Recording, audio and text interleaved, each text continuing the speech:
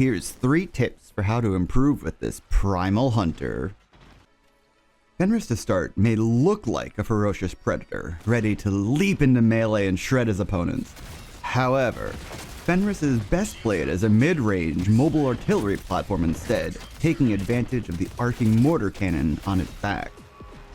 The game has lots of varied terrain available, so be sure to take advantage of any hill that you can see and shoot over, since enemies won't be able to fire back at you in return. If an enemy is hiding behind cover themselves, you can use the explosion of the mortar landing next to them to stop their shields from recovering, even if you can't directly see them.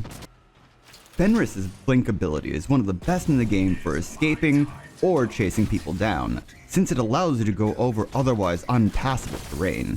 Take advantage of this when positioning on the battlefield to make sure you always have a close escape behind you in case the battle goes sour.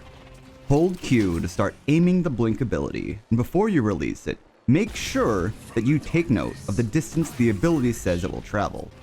You can see how far blink will go based on the number on the right side of the reticle.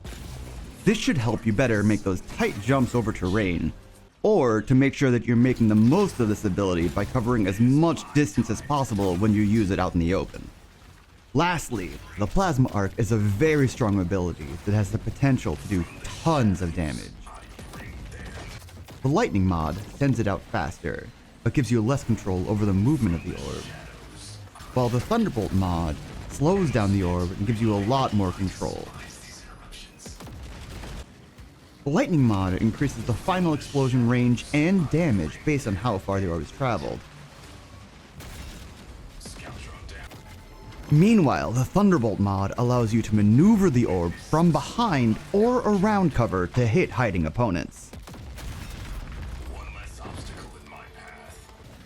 Both mods benefit from being on the high ground, since the worst thing you can do with this is have the sphere explode and miss your target completely. So trying to aim from above makes it easier to connect with the ground near your enemy to make sure that they do get hit. Thanks for watching, and I hope you learned some new tips or tricks with this fearsome hunter. Let me know in the comments if you have any tricks that you know, or which hunter you'd like to see next, because Steel Hunters is still in beta and its meta is constantly developing.